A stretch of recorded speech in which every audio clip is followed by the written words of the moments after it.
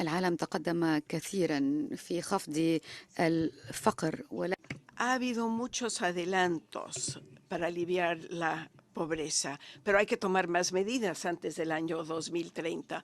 Pero la ولكن هناك تحول أيضا في هذا المجال. الفقر المدقع ما زال مستمرا في بعض الدول المنخفضة النمو، ولكن دول أخرى تمكنت من إخراج الناس من الفقر المدقع. هذا لا يعني أننا قضينا على الفقر في هذه المناطق، ولكن لو أردنا أن نحول الفقر تاريخا علينا أن نتغير في قياس الفقر، وعلينا أن نعزز المعايير للنمو. ومع نمو الدول فإن تطلعات هذه الدول حول الحاجات الأساسية يتغير. في دولة ما نحتاج مثلا إلى طعام وألبسة لنجد العمل، في دول أخرى نحتاج إلى هاتف نقال وسيارة ونفاذ إلى الإنترنت إلى جانب الغذاء والملابس. فهناك خط جديد للفقر يختلف فيه الواقع من دولة إلى أخرى، ولكن الفقر لا يتعلق فقط بالمال. علينا أن نفهم أن الفقر يأتي بأشكال كثيرة، وعلينا أن نستعمل قياسا متعدد الأبعاد يركز أيضا على المياه والكهرباء والتربية وغيرها. ولتوسيع فهمنا للفقر نحتاج إلى أن ندخل إلى داخل الأسر لنرى كيف توزع الموارد. بشكل عام 104 مرأة تعشن في أسرة فقيرة مقارن 100 رجل، فعلينا أن نرى ما هو توزيع الثروات ضمن الأسر، وذلك يتطلب استطلاعات وتدقيق في الأبحاث. من الممكن أن نعمل من أجل عالم تصل فيه كل المناطق والدول والأسر والناس إلى الاستفادة من خفض الفقر، ولكن لنصل إلى ذلك علينا أن نحسن فسيفساء الفقر لنفهمه بالطريقة الملائمة. Hola y buenas tardes. Yo soy Jean Fleury y yo soy corresponsal de negocios de la BBC y seré la moderadora. Bienvenidos. Y me emociona mucho estar aquí este día, el día dedicado a eliminar la pobreza. Veo que muchos de ustedes se han puesto sus playeras. Ahora vamos a hablar mucho de lo que dice el Banco Mundial, pero mucho de esto ha sido después de la reunión anual donde se habló mucho de capital humano, pero también vamos a ver cómo vemos la pobreza y lo que aún hay que hacer. ¿Cuáles son las opciones si vamos a eliminar lo que parece ser una pobreza extrema persistente? Entonces, tengo unos anuncios. Esto va a estar en live stream, va a estar en vivo en Internet, y aquí en el auditorio pueden usar un hashtag que anuncia, pero desafortunadamente lo está diciendo muy rápido. Creo que uno es End Poverty y no están en la pantalla. Pero vamos a tener un panel más tarde y vamos a escuchar a personas expertas. Y ahora quisiera presentar al director del Banco Mundial, Jim Kim. Muchas gracias a todos. Bueno, me acabo de bajar del avión desde Tokio. Por favor, entren, y hemos tenido unas reuniones anuales muy exitosas. Estoy aquí porque el 17 de octubre celebramos los adelantos, pero también definimos lo que tenemos que hacer para eliminar la pobreza para el año 2030 y cómo llegar a los más pobres, el 40% más pobre en todo el mundo. Al entrar al edificio, vieron que anunciábamos que nuestro sueño es eliminar la pobreza. Y ahora tenemos el último informe, el cual nos indica que nunca nos hemos acercado más a eliminar la pobreza. Y había pobreza extrema del 36% en 1996, hoy día es 10%, los más bajo jamás visto. Durante este tiempo, 1.000 millones de personas salieron de la pobreza y la mitad de los países han reducido la pobreza extrema al 3%, que es nuestro objetivo para el año 2030. Es uno de los grandes logros, pero aún hay 7.000 millones de personas que viven en extrema pobreza. Y el informe también nos muestra 3 tendencias que hacen que nuestro trabajo sea más urgente. El paso de la reducción se ha disminuido. Para reducirlo a menos del 3% para el año 2030, los países más pobres van a tener que adelantar el paso. Segundo, la pobreza se ha concentrado más en el África del Subsahara. En el pasado tenía la 1/4 parte de los pobres del mundo, pero en el año 2015 había más personas viviendo en la región, 413 millones en extrema pobreza. Era la 1/4 parte, pero ahora es la mitad de los que de los que viven en extrema pobreza. Lo que hemos visto es que estas tasas en África del Subsahara seguirá siendo la misma tasa. Y los que viven en pobreza extrema será más difícil alcanzarlos porque es una región que sufre de violencia y fragilidad. Y vemos 36% a diferencia del 34% y van a llegar a 50% de niveles de pobreza.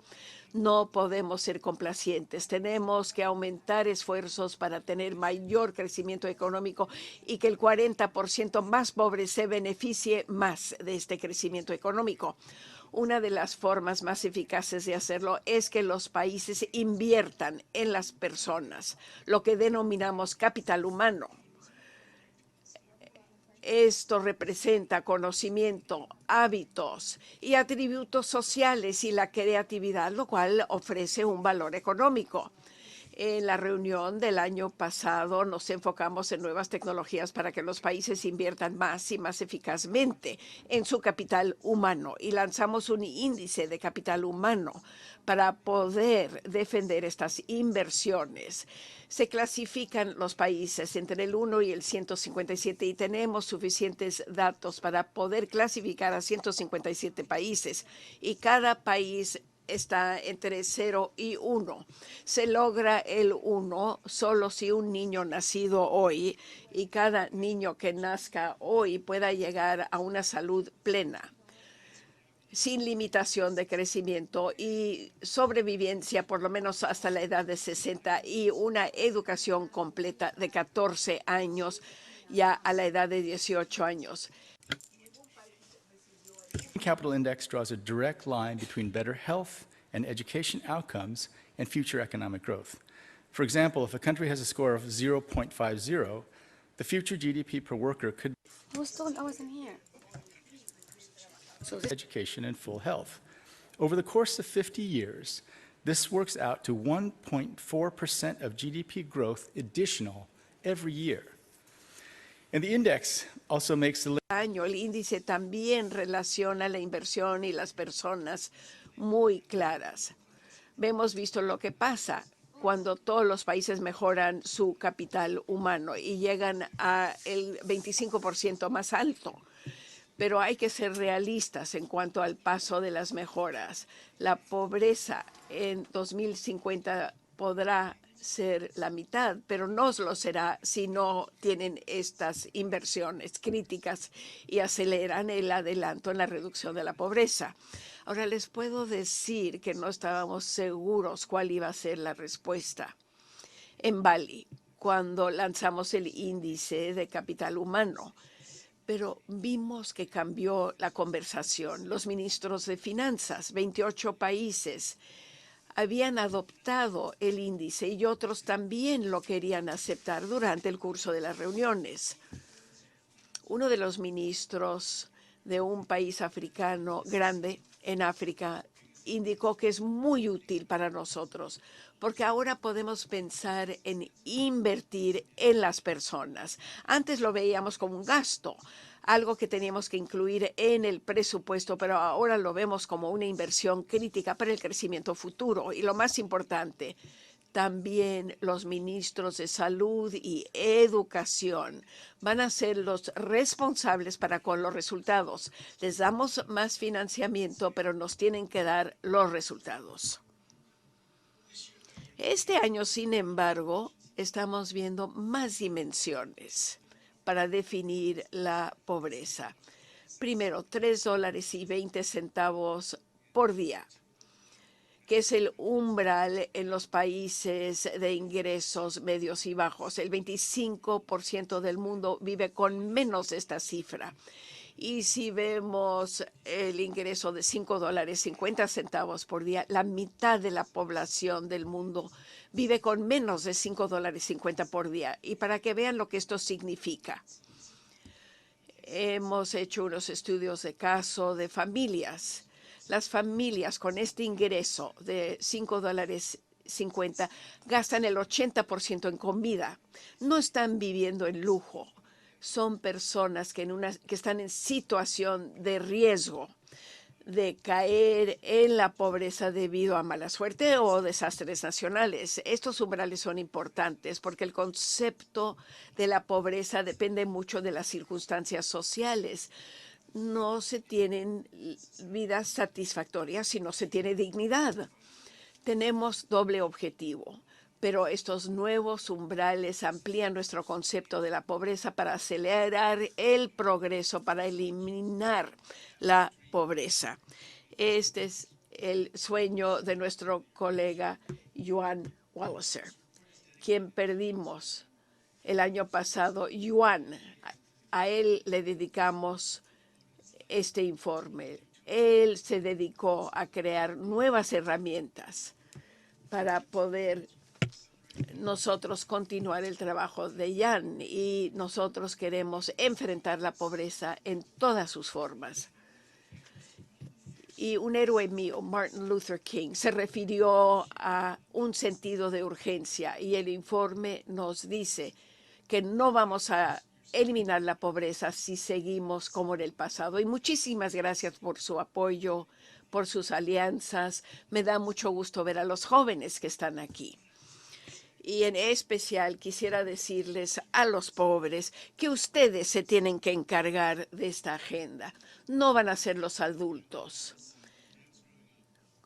Cuando yo era joven, en los años 60 y 70, decían, bueno, no se puede tener confianza en una persona que tenga más de 30 años. Y yo diría, no deben confiar que los que tienen más de 30 años vayan a resolver todos los problemas de pobreza. Hay que tener un interés en el futuro. Entonces ustedes, por favor, apodérense de esta agenda. Muchas gracias.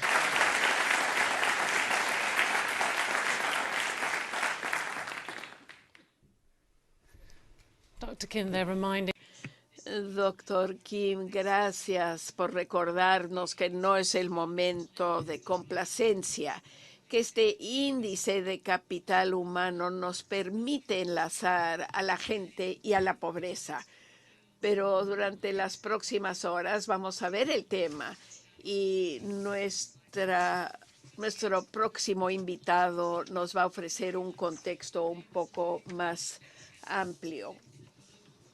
Vamos a ver un poco el contexto más amplio. Vamos a darle la bienvenida a Anna Rosling Rundsland, vicepresidente de Gapminder. Muy bien. Hola y buenos días. Ya tengo puesto el reloj. Bueno, me siento un poco desalentada porque tengo más de 30 años, entonces no sé si me deban escuchar. Pero espero que sí. Yo vengo de la Fundación Gapminder. Somos una fundación sin fines de lucro. Nos dedicamos a la educación, y lo que tratamos de hacer es tener una cosmovisión que todo mundo entienda, y queremos ver la pobreza en formas nuevas. Esa es la vieja forma de ver la pobreza. Hay personas que usan esta visión, pero es difícil porque si vemos datos así, vamos a ver pocos que nos escuchen. Y este es otro obstáculo. Nuestros cerebros no están interesados en los datos en sí. Una vez que se escuchan datos, se deja de escuchar. Entonces hay que ver cómo resolver esto, porque hay tantas cosas que tenemos que comunicar, que tenemos que llegar a los cerebros y a los ojos. Entonces, si vemos la pobreza extrema desde los años 1800, ha pasado mucho. Desde luego que el último kilómetro es lo más difícil. Pero cuando miramos hacia afuera, es difícil ver los adelantos, porque lo único que ha cambiado es el color de los árboles. Y si veo la televisión, vemos desastres, guerras, refugiados, enfermedades, playas, animales y culturas que no conocemos. Y todo lo que vemos en la televisión es algo extraordinario. Nunca vemos lo cotidiano. Y si vamos a entender el mundo, asomarnos por la ventana no es suficiente y tampoco ver la televisión. Tenemos un proyecto que se llama La Calle del Dólar. Imagínense el mundo como una calle, los más pobres a la izquierda, los más ricos a la derecha y todos los demás están entre uno y otro.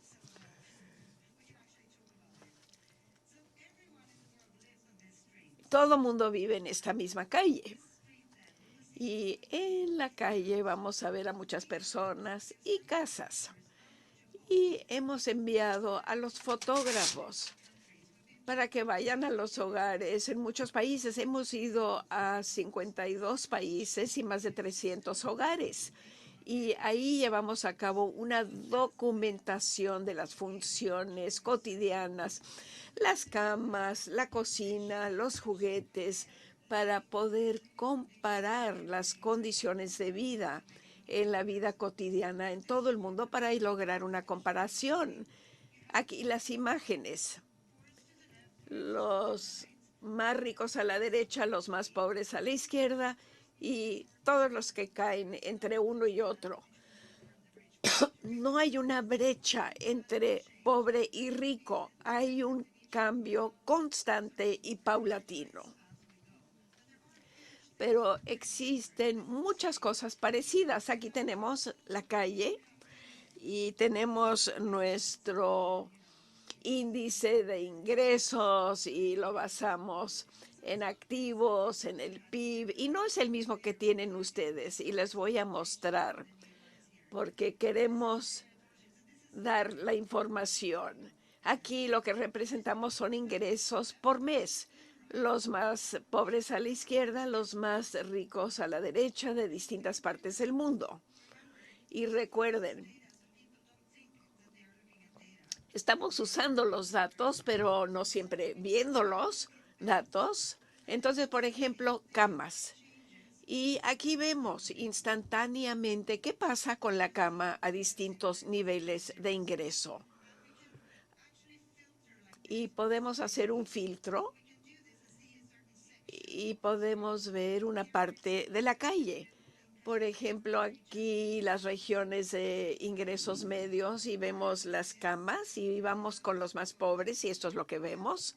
Y desde luego, si queremos, podemos seleccionar regiones del mundo, digamos, y aquí ya empiezan a entender.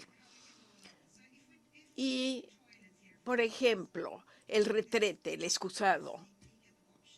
Vamos a ver si funciona. Parece ser que es una preferencia, hay unas preferencias entre los más ricos, pero si vemos todos son imágenes muy diferentes. Y esto es lo importante, porque cuando nos enfocamos en la pobreza lo tenemos que ver en un contexto. Hay que hacer las comparaciones, hay que ver el cambio gradual. Si no, el cerebro no entiende. Hay que entender cuáles son las condiciones en la pobreza extrema, pero hay que entender los cambios también. También estamos viendo funciones de la vida diaria. Por ejemplo, ¿cómo se cepilla uno los dientes? Empezamos con los más ricos. Todos tienen un cepillo de dientes de plástico, pasta dental, y es algo que se usa. Y aquí vemos unos que lo toman muy en serio, pero es un poco lo mismo en todas partes. Pero cuando ya llegamos a donde están los más pobres, vamos a ver otras maneras, sin cepillo de dientes, usando los dedos y así. Por lo tanto, no creo, sino, por lo tanto, en esta calle nosotros marcamos las imágenes de cómo están usando estas funciones en cada hogar. Esto se ve como muro y pasta dentífica. Entonces, vemos cómo se distribuyen los ingresos a través de los países. Vemos en Estados Unidos cómo son las cocinas o su salón de estar. Aquí en China, 3 familias, las casas, los sofás y cómo hierven el agua o cómo cocinan. Y decimos, así es como se hace en la China, pero claro, eso depende del nivel de ingreso. Pero se nos olvida comunicar todas estas imágenes al público en general. Entramos de lleno profundamente en nuestro tema. Entonces, aquí 2 familias, una en la China y una en Estados Unidos. Los dormitorios, el salón, los sofás de cuero, tienen lugares para jugar los niños muy parecidos. Haciéndolo de esta manera, comprendemos el mundo de mejor manera. Y yendo a la otra punta, una familia en Nigeria y una en la China. Se ven muy distintos. Si los vemos así nomás, quizás no pensaríamos que tienen mucho en común, pero el techo de la casa, el sofá, cómo guardan los granos que comen y cómo están hirviendo el agua. Usando las fotografías como información, podemos eliminar estereotipos por país. Y eso va a ser importante, pienso yo, cuando uno comunique estas nuevas formas de medir el ingreso y la pobreza. Cuando se usa solo la renta o el ingreso y no ve el resto, uno se hace una idea no muy verídica. Si vemos las imágenes en las noticias, vemos la realidad nosotros aquí de la gente. Entonces, esto puede ser familiar para la gente del Banco Mundial, pero le llamamos 4 niveles. Nosotros podemos inventar nuestros propios indicadores. Son así. Se basan en estos grupos, claro está, pero los hacemos más sencillos, más simples, para que se entiendan mejor, de nivel 1 a nivel 4. Y haciéndolo a través de esta calle tiene sentido para la gente y cambiamos los umbrales un poquitín. Entonces podemos usar esto para mostrar dónde vive la gente y así es como está separada la población mundial, más o menos. Y podemos ver transporte, por ejemplo, puede ser caminando, bicicleta, motocicleta, automóvil. Y hacer que estas imágenes hagan una mejor idea de lo que es la situación. Y estos son los umbrales que mencionamos anteriormente. Tratamos de mapear las imágenes con esto para ver cómo se ve a $1.90, $3.20 y $5.50. A ver cómo funciona esto. No sean demasiado rígidos con esto, pero esto sería $1.90. 3 familias distintas en distintas partes del mundo de $1.90. Su cocina, su cama y sus excusados. Al ver esto, siempre tratamos de comparar de región a región para no pensar cómo la gente lo hace en cada cultura. Esa es otra lección. De $3.20 o más en distintas familias. Parecen no tener mucho en común, pero sus excusados muy parecidos, las camas también y sus cocinas. Y aquí 5.50. Tengo 5 familias, Abogabá, Singh y OK. Sus cocinas, sus camas, sus excusados. Entonces, hasta ahora hemos visto 330 hogares, 52 países, 40.000 imágenes. Ahora esperamos hacer 10 hogares por país. Ese es el punto de partida a distinto nivel de ingreso. Ahora estoy remontándome un poco hacia atrás, por eso es que no apreté el botón adecuado. Bueno, Lo queremos hacer cada 5 años, volviendo a las mismas coordenadas de GPS para que sea algo histórico a través del tiempo. Ahora estamos enviando fotógrafos a encontrar hogares basados en los datos de las encuestas que ya tenemos. ¿Qué tal si pudiéramos, cuando los investigadores estén en casa y vean qué tipo de techo, qué tipo de piso, qué tipo de cocina tienen electricidad o no? ¿Qué tal si tomaran estas fotografías de manera sistemática? Sería una forma estupenda de crear una base de datos. Ahora vamos a ver escuelas, clínicas, lugares de culto, etcétera.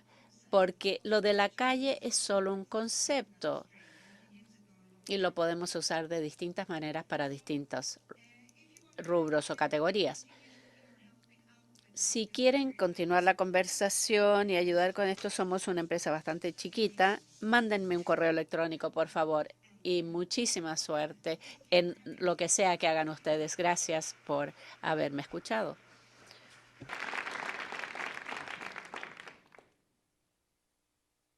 Thank you so much, Anna. Thank you for that insight. Muchas gracias por una presentación sorprendente mirando la pobreza de esa manera. Ahora escucharemos de algunas de las voces que lideran la lucha contra la pobreza en el mundo. Quiero invitarle también a Ana que se quede aquí. Y a medida que suben todos al escenario, queremos recordarles que queremos recibir preguntas de los que están aquí en sala, pero también los que pueden hacerlo en línea. Y si quieren agregar comentarios, el otro hashtag es End Poverty. Hay varios ahí listados, pueden usarlos, Gapmind. Pero no sé si han tenido la oportunidad de ver todo lo que tenemos afuera en el vestíbulo. Pero si no lo han hecho, háganlo. Y ahora quiero presentar a mi Fernando Funnel. Trabajas en Paraguay con Property Spotlight, una posición de sector público. A través de muchos años se te ha conocido por esto. Y Shahar Arasavi, jefe de investigación y datos de las mujeres de las Naciones Unidas. Y Axel von Trotzenberg del Banco Mundial, tú eres vicepresidente de Finanzas para el Desarrollo. Y te aseguras de que las prioridades y que los clientes y donantes todos los tengan ahí grabados y registrados. También espero que Jamie Drummond nos pueda escuchar bien en línea. ¿Todos me escuchan? Sí, soy Jamie. Jamie es el director ejecutivo de One, que es Estrategia Global, y Bono, el músico, es su socio. Aquí este informe muestra que gran parte de los avances para erradicar la pobreza extrema ha ocurrido en Asia, en un país principalmente en la China. Si se observa el África, parece existir el temor de que están retrocediendo. ¿Por qué? Antes que nada, yo creo que deberíamos celebrar lo que ha ocurrido en Asia. Yo antes era vicepresidente para el Asia Oriental. El libro El drama de Asia se había condenado en ese libro a una pobreza eterna al Asia por corrupción y otras razones. Después llegó la revolución y ciertamente la China es espectacular en cuanto a esta reducción de la pobreza. Se ve que la próxima ola vendrá de la India y verán una reducción enorme de la pobreza ahí. El África también ha progresado. Si miramos los porcentajes, ha decaído o disminuido de 1900, desde el 50, como de 90% a 40% desde los años 90. Ahora, lo complicado es la fragilidad por lo que enfrenta el continente. Lo que necesitamos hacer es conversar o hablar sobre el desarrollo, la seguridad y la fragilidad. Durante mucho tiempo hemos hecho nichos para cada una de estas cosas y los temas humanitarios o de seguridad, pero en realidad están todos liados y tenemos que ver cómo de una manera completa abarcar y reaccionar a esto. La necesidad de tener esta conversación es urgente porque el informe también muestra que sobre todo en los países frágiles, la mayoría de las personas en extrema pobreza van a estar ahí hasta el año 2030. Entonces tenemos que ver dónde están los puntos de presión y dónde necesitamos tomar acción. Jamie, a ver si pudieras contribuir. ¿Se puede avanzar y progresar cuando hay estos ambientes más conflictivos? Sin duda es mucho más difícil. Pero quiero enfocarme un poco. Creo que la presentación de Ana fue estupenda. Nos encanta trabajar contigo. Trabajaremos contigo con Dollar Street, con la calle del dólar, como forma de explicar los problemas y cómo se pueden hacer campañas, tanto con quizás proveyendo más de estas imágenes y hacer campaña alrededor de las historias de esto. Esa va a ser un área, yo creo, muy fértil para que trabajemos conjuntamente. Algo que me sorprende, y después del informe que ha mencionado Axel y otros, los miembros de otro informe para acabar con la pobreza también han dicho que para un país como Níger, donde todos estos problemas que mencionamos se encuentran ahí, pobreza extrema, clima extrema y la fragilidad de conflicto, hay y muchas presiones demográficas y también la tasa de fertilidad. Entonces, adivinen cuánto sería el ingreso medio per cápita. ¿Sabes cuánto es, Axel? Puedes usar tu micrófono, por favor. Bueno, desde el Banco Mundial sería $13 por persona. Nosotros dijimos 14,7, pero no es mucho. Esa no es mucho dinero. Y eso es después de años de campaña para aumentar las finanzas para el desarrollo en esos países y todos los recursos que se han podido movilizar en Níger.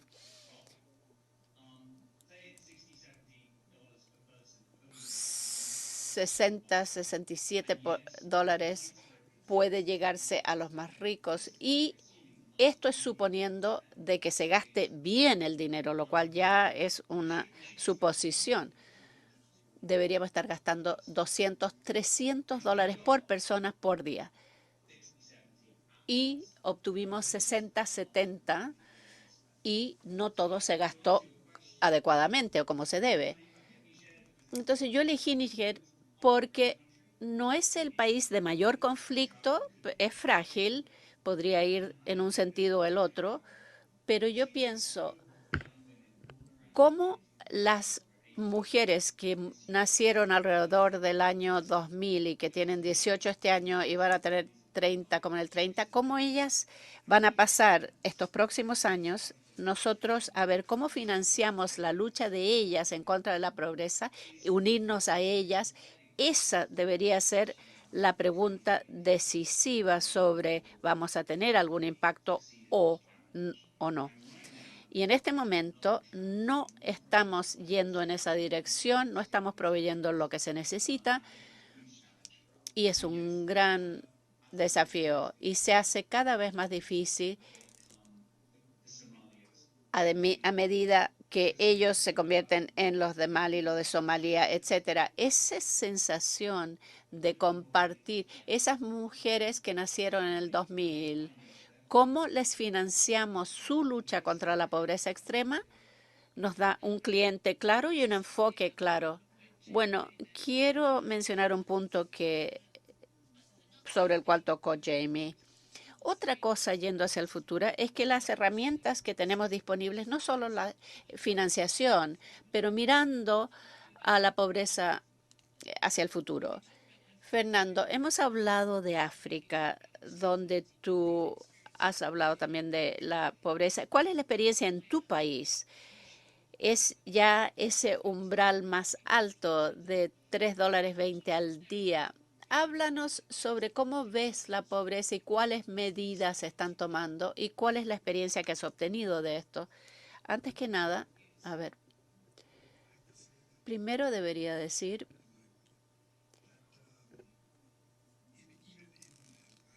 que aún en los países latinoamericanos tenemos poblaciones que son extremadamente pobres y están por debajo de los $3.20 de esa línea de pobreza o de $1.90. Yo personalmente estoy trabajando con una comunidad en el Chaco paraguayo compuesta de como 70% indígenas, de población indígena, y que son extremadamente pobres.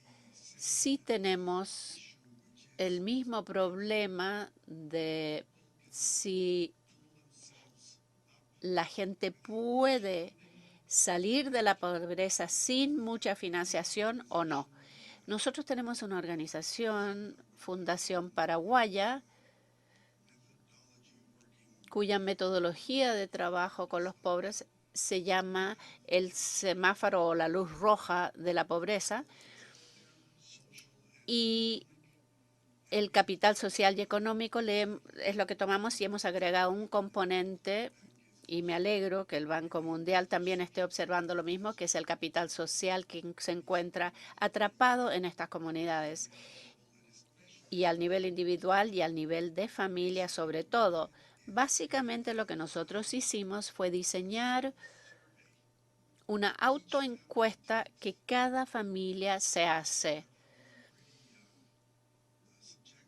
a sí misma, por lo tanto es bastante subjetiva, pero hemos avanzado para que esto sea relevante estadísticamente. Hemos hecho algunas cosas.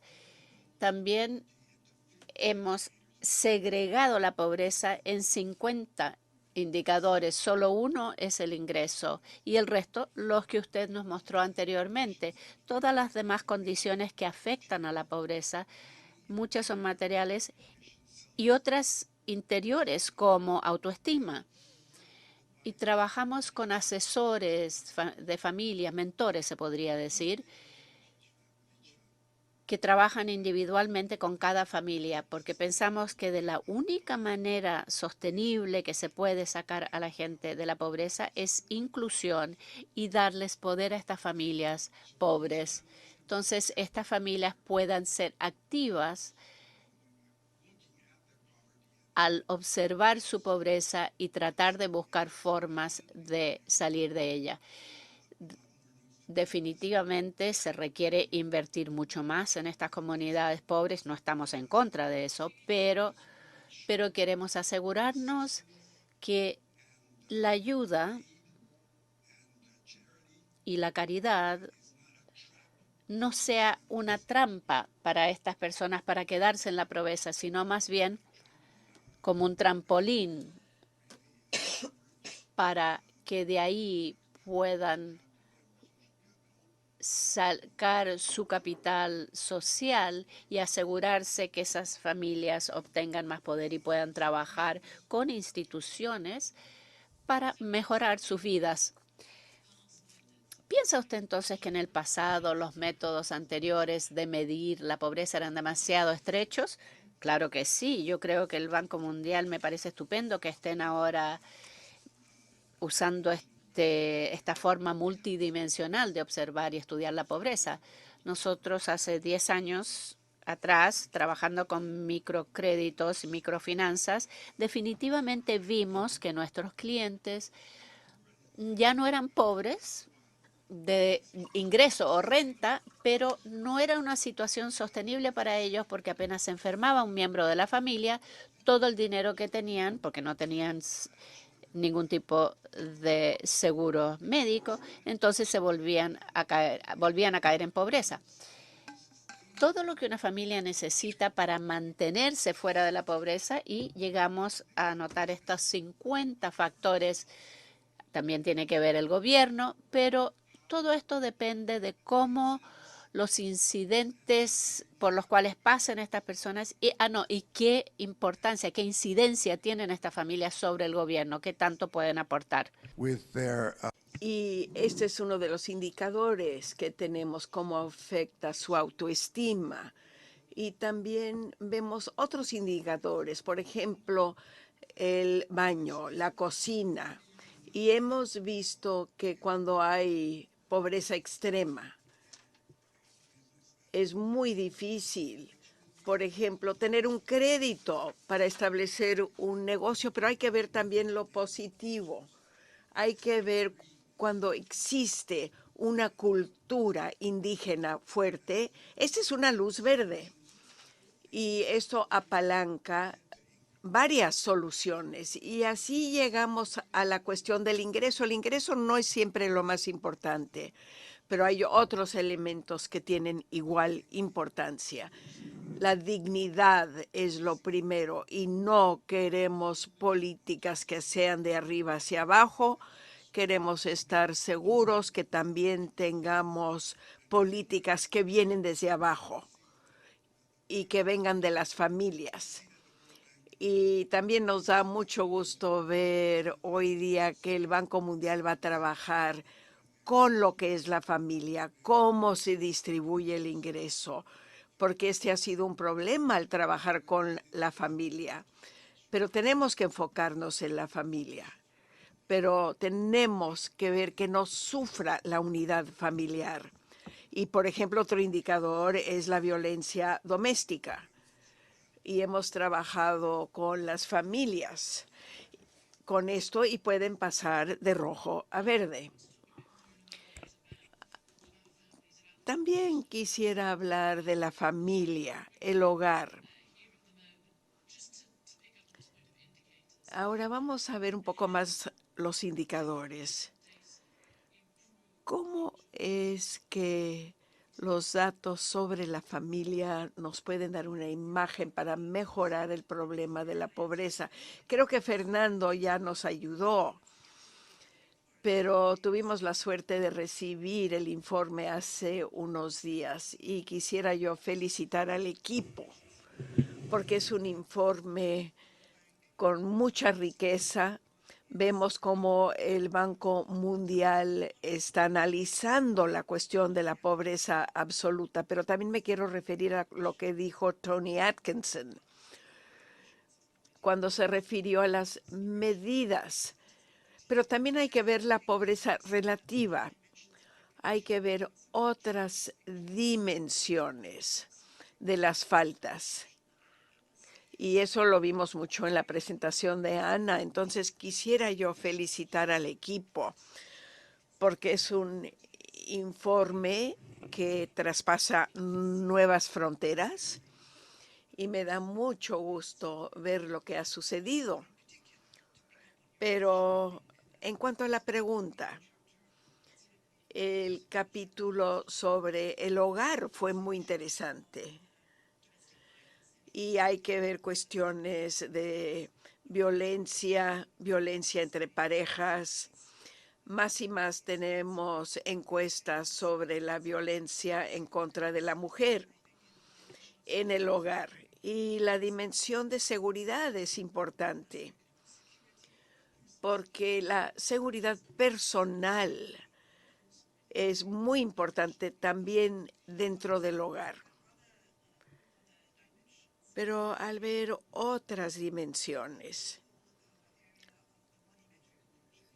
todo el enfoque en cuanto a ingresos, la distribución del ingreso, sabemos del nivel micro y las investigaciones de los años 80 se hablaba de cómo dentro del hogar los recursos no se distribuyen en forma equitativa, desde la comida, atención de salud y cómo todo esto puede poner en peligro las vidas. Y esta fue evidencia del sur de Asia. Y el supuesto, cuando vemos un hogar que los recursos se distribuyen en forma equitativa, pero esto es muy dudoso en muchas partes del mundo. También ha sido difícil llevar a cabo el análisis necesario cuando se habla del consumo de los recursos. Y necesitamos encuestas de gran escala para ver la igualdad en el consumo. Ha habido trabajo muy interesante por parte del Banco Mundial con la ONU y con el Departamento de Estadística de la ONU. El usar las encuestas domésticas, pero captar indicadores sobre quién tiene posesión, quién es el dueño de la casa. Y es una metodología piloto para que nos enfoquemos en la persona, en los individuos. ¿Quién es el dueño de los activos? Y el Banco Mundial también participó en este piloto y en marzo de 2017 ya fue aprobado por la Comisión de Estadística de la ONU. Y es una forma muy interesante para captar las desigualdades, especialmente entre género. Y esto tiene un efecto en cuanto a las dinámicas del poder. También quisiera recalcar algo que la CEPAL también ha usado. Si se tienen ingresos independientes, esto es una pregunta que se le hace a la mujer. También hubo un estudio de Luxemburgo y hemos tratado de obtener datos mundiales, pero no tenemos datos armonizados para todos los países y sería maravilloso si el Banco Mundial pueda utilizar este indicador sobre individuos. Y vemos que entre 2002 y 2014 las mujeres que no tenían ingresos personales y representaba el 42% de las mujeres en 2002 y se redujo a 24% en 2012. Hubo más transferencias que recibían mujeres en muchos países latinoamericanos y también muchas mujeres entraron al mercado laboral.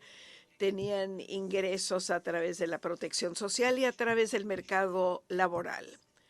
Y cuando se capta esto, tenemos un indicador muy importante de lo que pasa dentro del hogar y la dinámica del poder. Y las herramientas y la pobreza tiene que ver con sexo, con edad, y es una forma de poder resolver los problemas.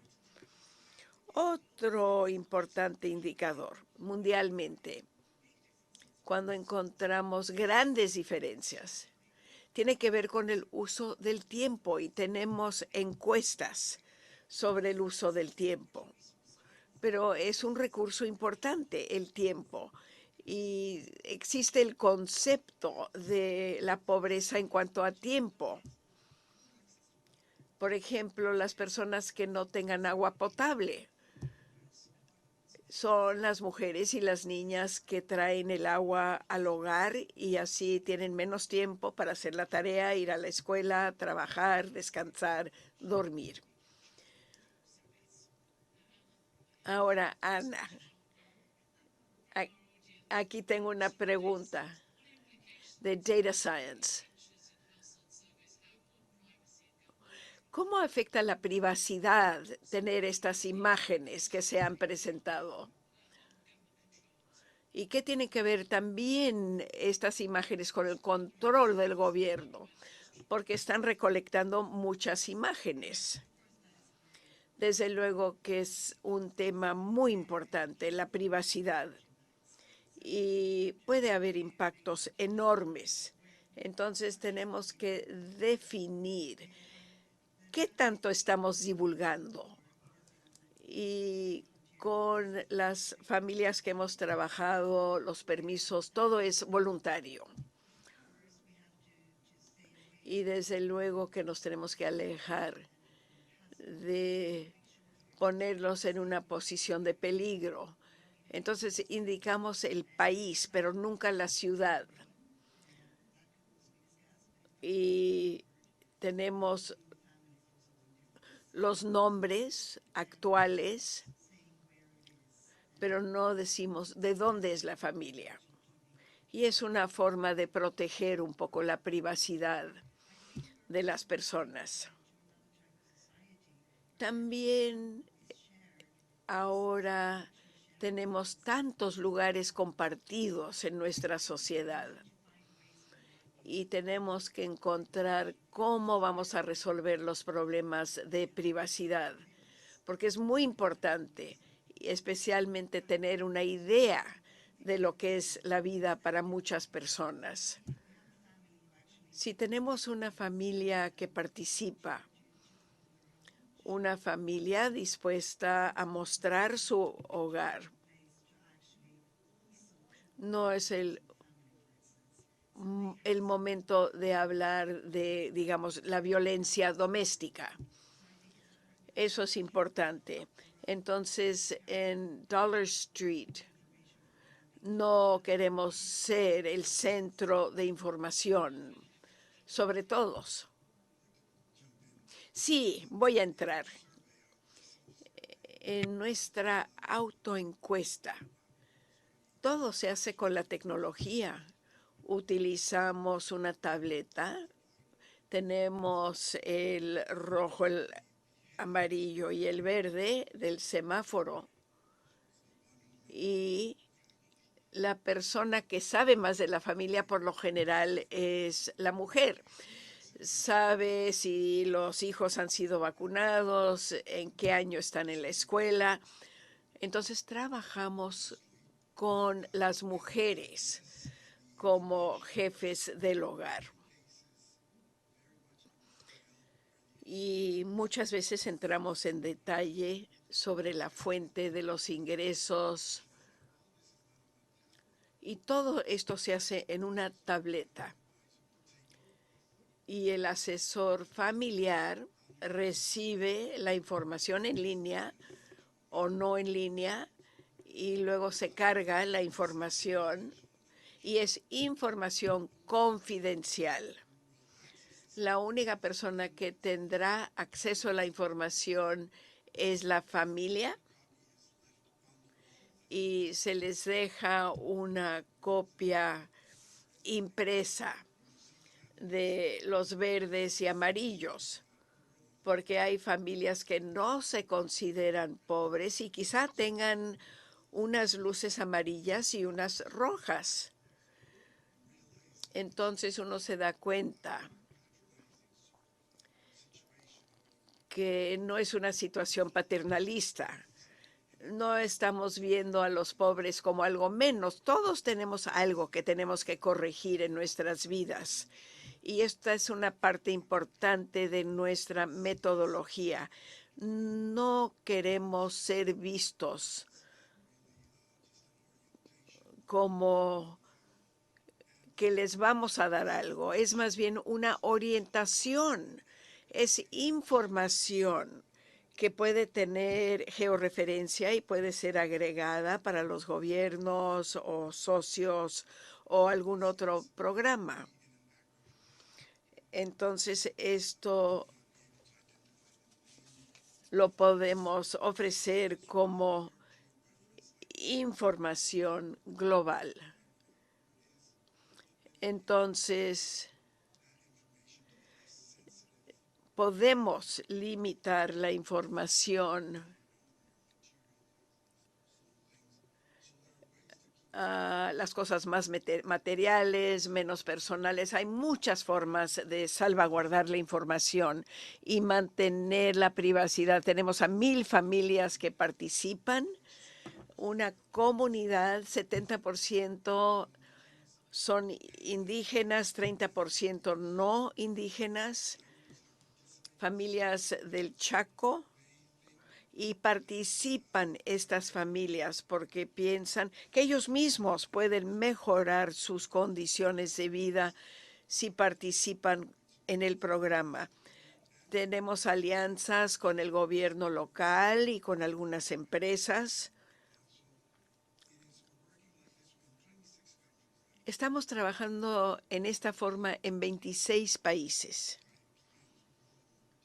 Tenemos participantes, clientes, son miles. Y estamos muy satisfechos con los resultados. Ahora en el Cerrito, ahí hemos involucrado a toda la comunidad. Y tenemos el semáforo para empresas también. Y ahí lo usamos para los trabajadores de la empresa. Entonces se lleva a cabo la encuesta entre los trabajadores y la empresa. Quiere asegurarse que estos trabajadores que reciben un salario mínimo y si tienen hijos, cómo pueden obtener mayores fuentes de ingreso y cómo pueden salir de la pobreza. Bueno, hemos escuchado sobre cómo podemos ver la pobreza y no solo ver la pobreza en cuanto a ingresos. ¿Cómo ven estas herramientas los donantes? Anoche bajé el discurso de Robert McNamara hace 45 años en Nairobi, un discurso famoso. Él atacó la pobreza extrema en una forma muy dura y indicó que era un desafío moral. También él pensaba que el mundo tenía que erradicar la pobreza extrema para el año 2000. Él pensaba que se podía hacer. Y él dijo que el ingreso per cápita no es suficiente. Y también habló de la falta de datos. Y el Banco Mundial ha aprendido mucho con mejores datos y entendiendo mejor todas las dimensiones de la pobreza. Y todo esto se tiene que traducir en programas. Hablar de los datos está muy bien. Hay muchos datos en América Latina, hay mucho detalle. Cuando está uno en el sur de México, no vemos una mejora. Y hay que preguntarnos por qué. ¿Por qué en algunos países latinoamericanos persiste el problema? Ahora, en África muchas veces faltan los datos. Entonces, necesitamos tener mejores datos, especialmente para con África. En el informe vemos que la pobreza desafortunadamente va a pasar al África. Pero ahí tenemos una falta de datos. Esto es algo inaceptable, porque si queremos hacer algo, lo tenemos que entender. Y África es central. Y cuando estamos recaudando fondos para el desarrollo, tenemos que tener los datos. No solo es cuestión de intervenciones. Y este es el argumento que hay que presentarles a los donantes. Hoy día la comunidad internacional se ha retirado, pero lo que pasa más y más con la ayuda, mucho va a los refugiados. Entonces, ¿de dónde viene lo adicional? En el banco hemos recaudado fondos para IDA, pero podemos agregar los datos. No creo. Veo muchas veces que entra el banco y luego ya no hay adicionalidad. Y esta es una burla de los esfuerzos. Tenemos que seguir adelante aún con la falta de datos. Tenemos que empujar más. Tenemos que tener más inversión en cuanto a datos, pero no nos podemos olvidar que el hablar es muy bonito, pero hay que actuar. Axel, Jamie, Axel, yo creo que ustedes están de acuerdo en que el financiamiento es una parte clave de la solución, pero tenemos una pregunta del doctor Samson Ikanye. ¿Cómo puede África apoderarse del dividendo existente en lo que se ha hecho hasta ahora para erradicar la pobreza en su vida?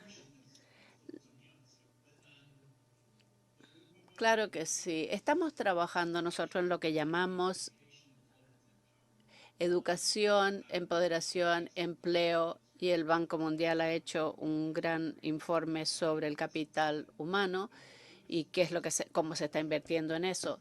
Pero eso es inversión en salud, educación, acceso a trabajo para los jóvenes y esto es muy importante, algo más intangible, acceso, la capacidad de hacer que el sistema sea responsable y transparente. Yo sé que a mucha gente le molesta un poco hacer esto de hacer soluciones tecnócratas en escala, cuando el problema en realidad es la política, una serie de obstáculos que pone la política a cosas y reformas que todo el mundo sabe son necesarias para asegurarse de que los contratos y los procesos de licitación sean abiertos, que los presupuestos sean también abiertos y transparentes. Estas cosas todavía no ocurren como deberían en escala y al grado o nivel que deben.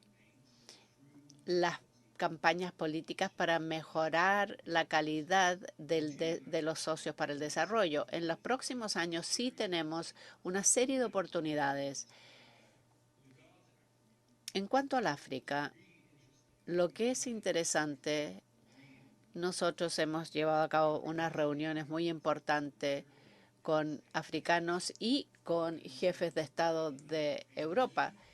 Y existe, yo diría, hay una nueva madurez de parte de los europeos para establecer una alianza o sociedad con los países africanos.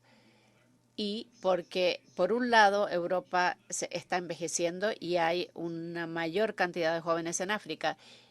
Y eso es algo que tomar en cuenta e invertir en este momento. Europa en este momento y las políticas de Europa van a tener su influencia. Esto es difícil de hacer y el auge de los líderes misógenos, autoritarios, contra etnias, contra todo lo que se pueda pensar, es la realidad. Nos están mirando en la cara. Esto está en problemas y quizás no todo vaya bien para las próximas elecciones y todos los fondos que hasta ahora hemos obtenido quizás vayan a disminuir debido a estos nuevos líderes o a la nueva política. Estamos luchando para mantener todo esto y tenemos que enfrentar esto de la política de mejor manera.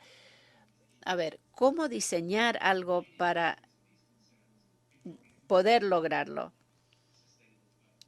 Tiene que ver y se parece a los objetivos o metas sostenibles de las del milenio. Pero ¿cómo hacemos que todo esto sea más difícil, que los gobiernos, cómo hacemos que los gobiernos sean más responsables y transparentes?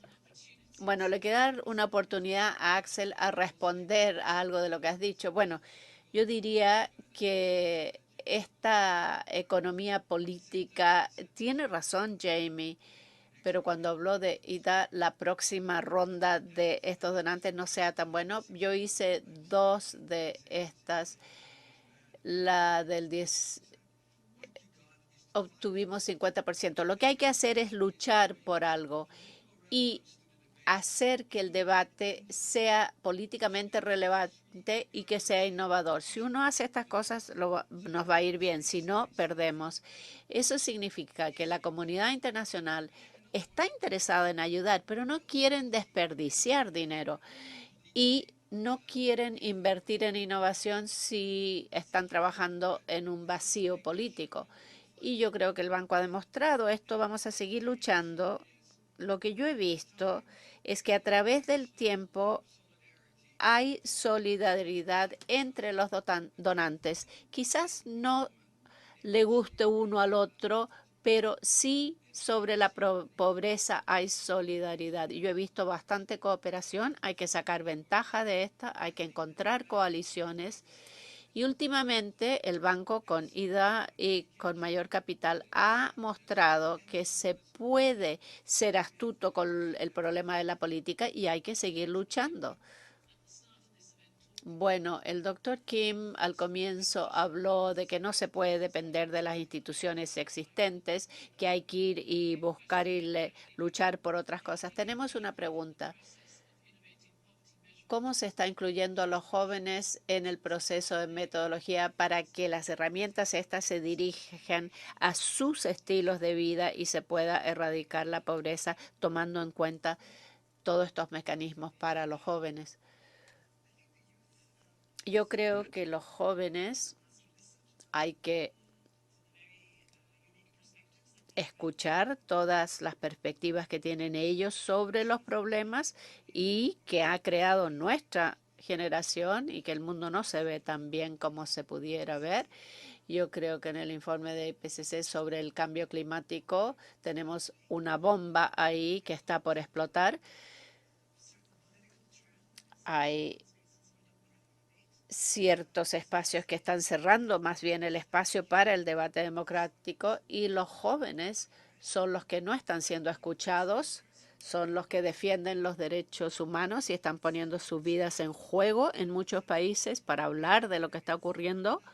Y creo que hay mucho que tenemos que responderles, porque ya que nosotros hemos creado o permitido que estas condiciones se establezcan, ahora no vale ir a la juventud y decir resuelva los problemas que nosotros creamos.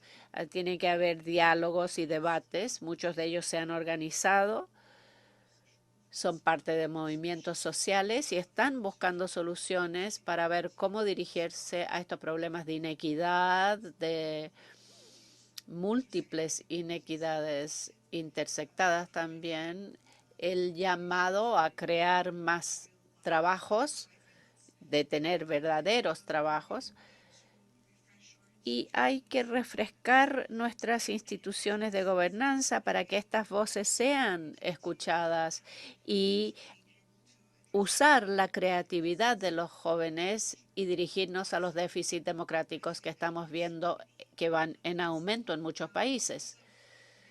En cuanto a muchos de los temas sobre los cuales hemos hecho investigación, donde se van reuniendo las cosas las faltas de la sociedad y qué es lo que atrae a los jóvenes a ciertos grupos que son intolerantes, ya sea intolerantes de migrantes o de los otros, quienes sean.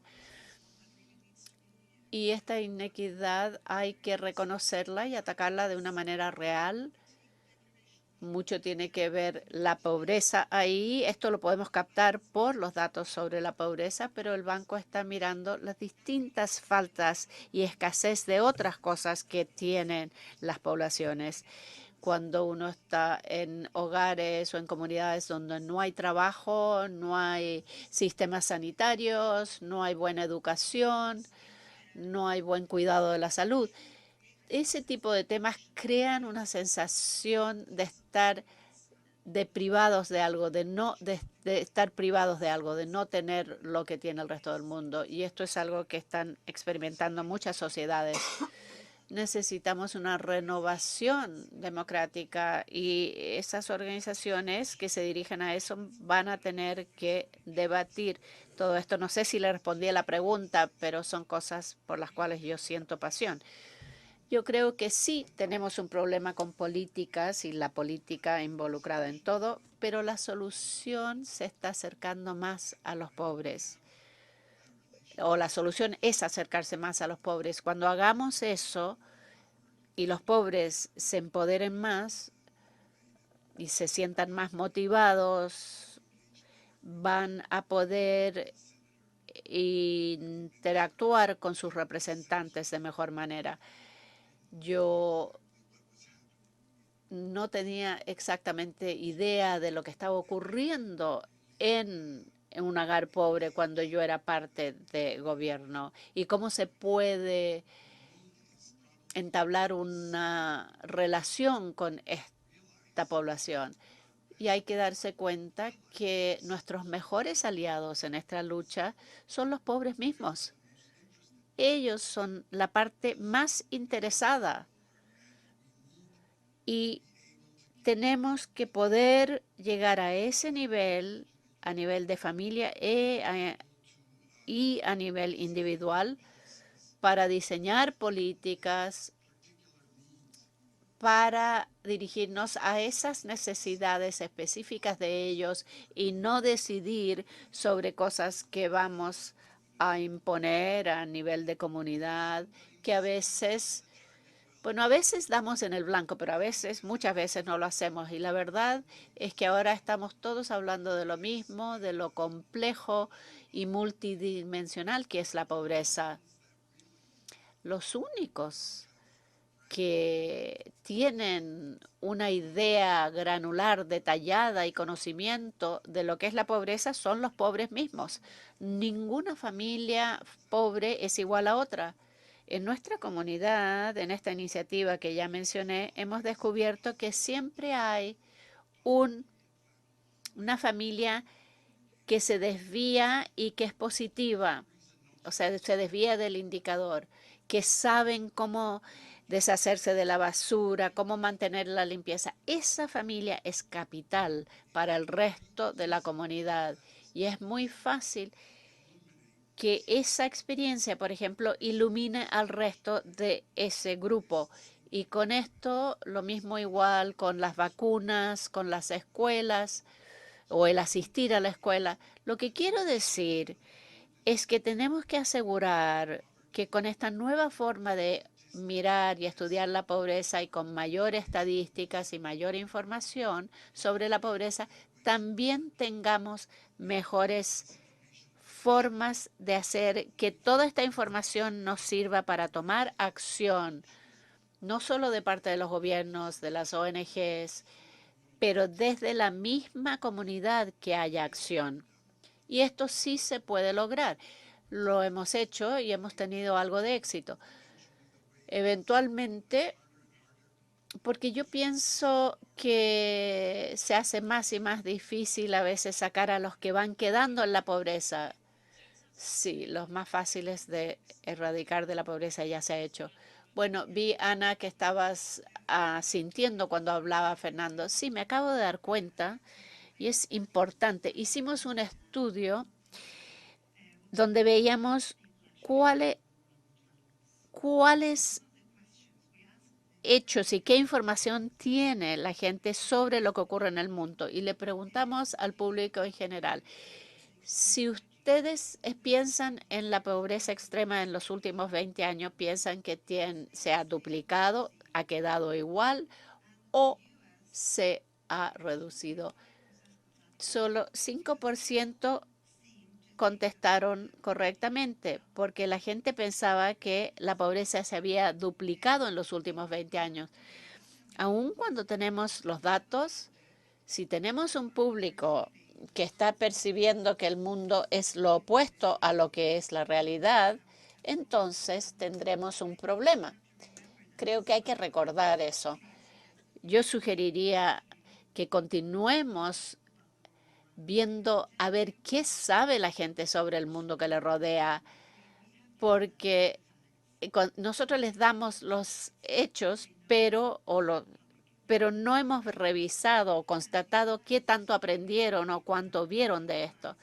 Eso es muy importante porque si no es muy difícil llevar a cabo trabajo político si el público tiene una idea muy diferente a lo que es la realidad, de lo que es la realidad, perdón. Bueno, hay dos cosas que enfatizar aquí. Aún con una noción más relativa de la pobreza, y es estupendo que este informe del banco se esté enfocando en cómo le va a ese menor porcentaje de la población y lo que es la pobreza relativa. A veces la gente se refiere a esto como el tema Palmer, que se ve qué pasa con los de menor ingreso comparado a los de mayor ingreso. Eso lo hacen los medios actualmente. Mucha gente mira a ver cómo le va al 10% de mayores ingresos y lo compara con el de menor ingreso. Eso crea esa sensación de que algo falta o que hay mayor escasez de la que hay.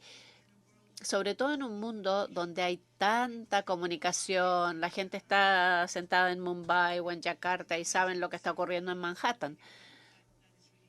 Eso también es importante de mantener en mente en un sentido relativo.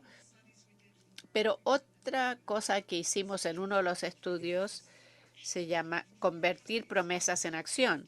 En 4 países observamos distintos tipos de escasez o de privaciones, sanidad, trabajo pagado, educación y otros.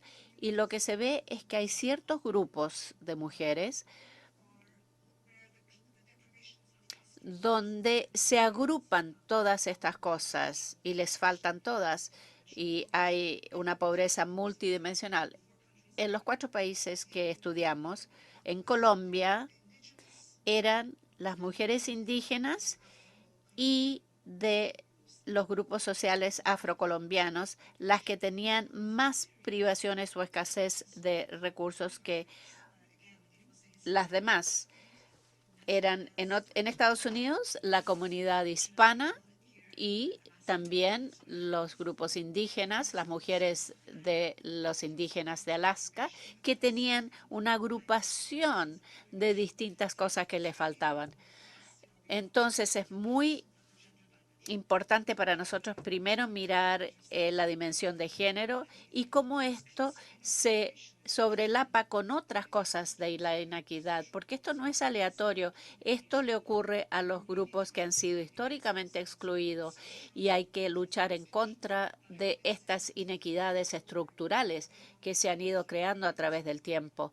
Por lo tanto, se requiere un esfuerzo muy grande para ver dónde se encuentran esos grupos que tienen todas estas privaciones y qué tipo de inversión es lo que hay que hacer ahí. La infraestructura, sobre todo para el África, es una de las más importantes. Habría que invertir en infraestructura, en educación de calidad, en cuidado de la salud. Si las mujeres van a entrar al mercado laboral y trabajar, necesitan tener una buena educación. O sea, cuidado de niño y educación temprana, porque esto va creando el tipo de familia que nosotros idealizamos. Las abuelas están en los pueblos y si las mujeres quieren entrar a la fuerza laboral y ganar su salario, necesitan también un lugar decente, de buena calidad, donde puedan cuidar a sus hijos. Y necesitamos que estas comunidades que sufren de distintos tipos de privación salgan de esta pobreza estructural o esta inequidad estructural. Invertir en las personas es una parte clave, la educación, cuidado de la salud. Todas esas cosas ya las hemos mencionado. Yendo hacia adelante será mucho más difícil. Casi se nos ha acabado el tiempo. Entonces tengo una pregunta para cada uno de ustedes. Por favor, respuestas breves.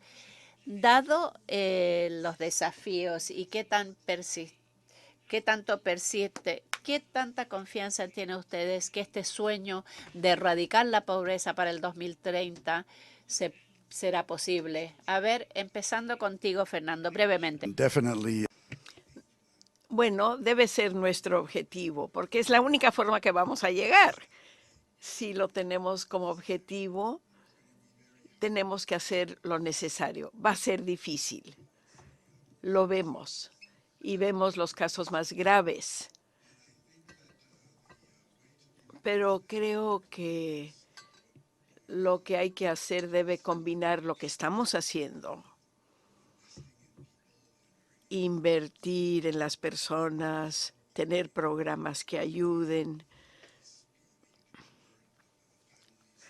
Pero los pobres, las familias, tienen que empoderarse, tienen que poder actuar para ver cómo van a salir de la pobreza. Sé que es muy difícil, especialmente cuando se trata de la pobreza extrema, pero es posible. Pero hay que cambiar la forma de pensar. Y es no solo cuestión de dar, sino también de orientar. Y tenemos que establecer relaciones de iguales. Objetivamente no estamos viviendo en un mundo de escasez. Es un mundo muy rico, pero tenemos que canalizar los recursos donde se necesitan las inversiones. Y se crearon estados ricos cuando los ricos acordaron un contrato social en el cual todo mundo se beneficia. Porque cuando la sociedad no es igual, se crea mucha inestabilidad. Entonces, hay que tener el bien común.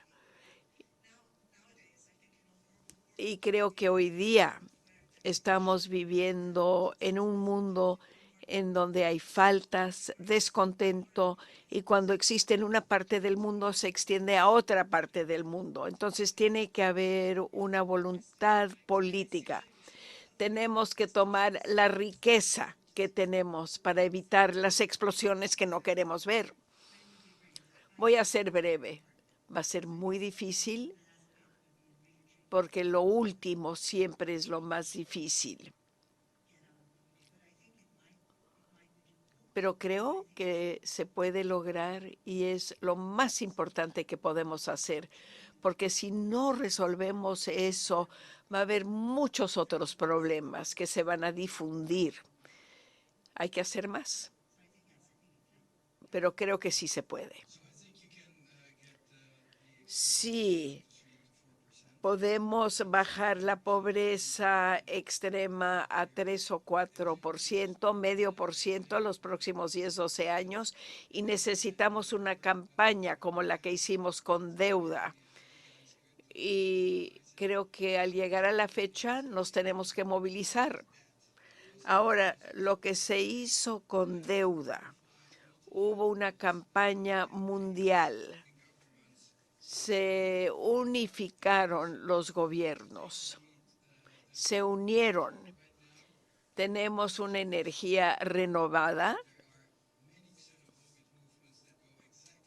Hay muchos movimientos que van en dirección contraria, entonces necesitamos un contramovimiento.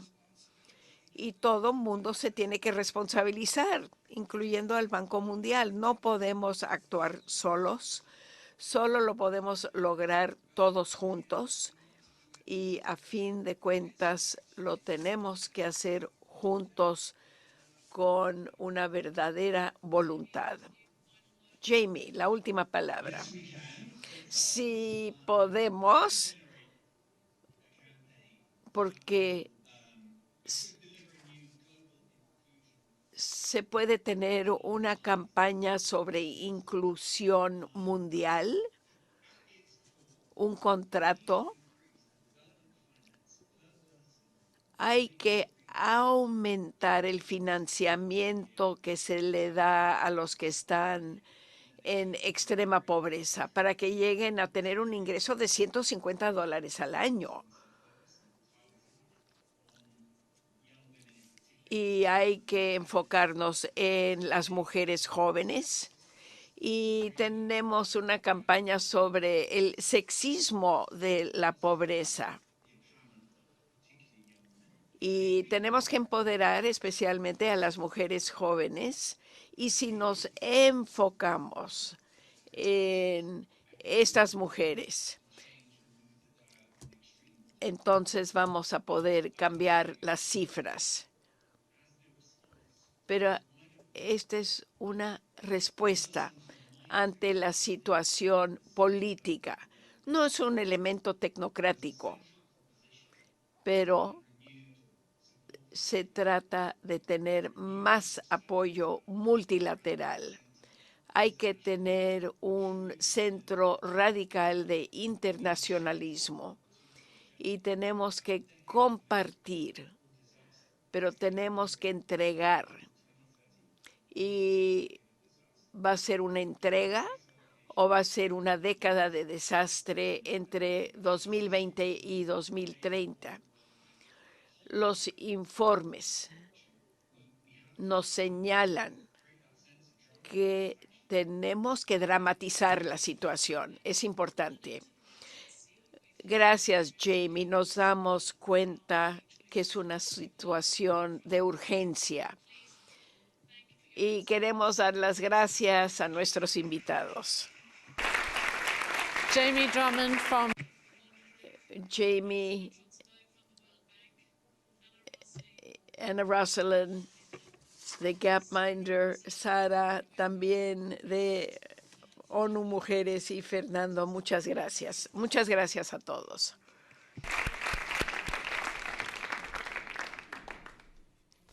and we have one more treat for you. Pero, por favor, no se vayan, porque tenemos algo más. Tenemos a Jayla Bashalou, Jayla Pasar Basioglu, quien nos va a resumir el evento. Buenas tardes. Quisiera yo agradecer a la moderadora Michelle Fleury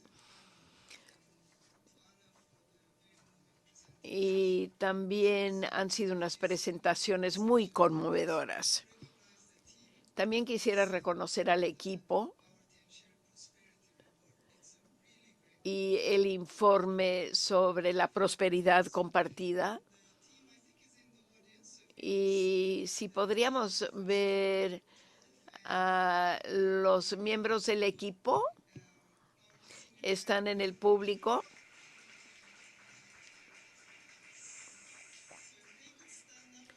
Si se pueden poner de pie, por favor. Carolina Sánchez, Haishan Fu y Francisco Ferreira y todo el equipo.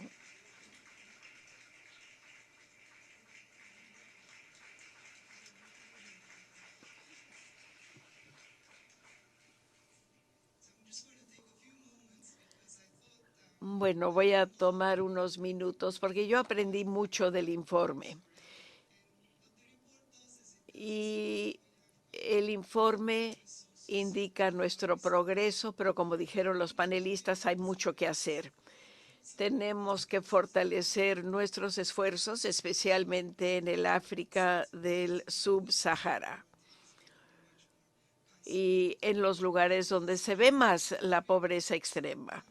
Y se concentra porque estos países o estas regiones tienen tasas más bajas de crecimiento.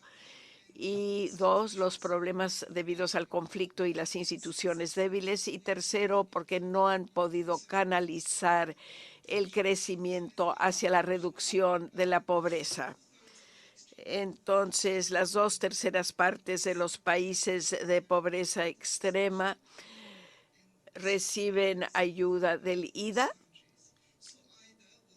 y IDA tendrá un papel muy importante a jugar. El crecimiento que pueda beneficiar a los pobres. ¿Y cómo lo vamos a lograr? Necesitamos políticas para tener más crecimiento. Tenemos que fortalecer las instituciones, es nuestro trabajo cotidiano, y hay que mejorar la capacidad de la persona, y el crecimiento tiene que ser inclusivo, al igual que las instituciones. El 40% de los pobres viven en áreas rurales. Tenemos que ver cómo vamos a hacer crecer la capacidad productiva en las áreas rurales. Tenemos que mejorar su resiliencia, especialmente con desastres y cambios climáticos. Políticas para mejorar la educación y acceso a la infraestructura básica. Estuve en Indonesia y estos fueron los temas que vimos en la reunión anual, como mencionó Jim. Pero más que nada, los formuladores de la política tienen que hacer de esto su prioridad. Tienen que responsabilizarse. Y el informe lo dice claro, la medición es crítica, porque si no medimos, ¿quién se va a responsabilizar? ¿Cómo se va a definir una política? Tenemos que invertir en datos para tener una perspectiva más amplia de la pobreza. Hay que ver cuál es la falta de datos en muchos países, y me sorprendió ver que hay 77 países que tienen una falta de datos, no tienen encuestas domiciliares. Y en el África del Subsahara, la mayoría de los países no tienen la información. Entonces necesitamos un paquete mínimo de datos para asegurar que los formuladores de la política tengan la información para las políticas correctas y para que se responsabilicen. Hay que ver cuáles son las distintas formas de la pobreza. Esto se vio también en el informe, los indicadores y la composición de la pobreza. Es muy importante en el mundo. Vemos la resistencia ante la mundialización. Y esto porque hay bolsas de comunidades vulnerables, aún en los países ricos y de ingresos medios. Solo podemos lograr la meta si tenemos una perspectiva más amplia de la pobreza.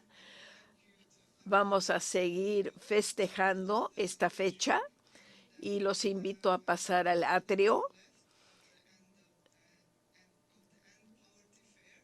Y nos queda una hora más de la feria.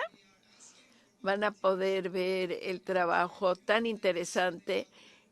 Y estamos pidiendo voluntarios para formar una cadena que diga End Poverty, y van a recibir una camiseta. Y por favor disfruten del resto del día, vayan a la feria y muchas gracias por estar con nosotros. Y es un día realmente inspirador. Gracias.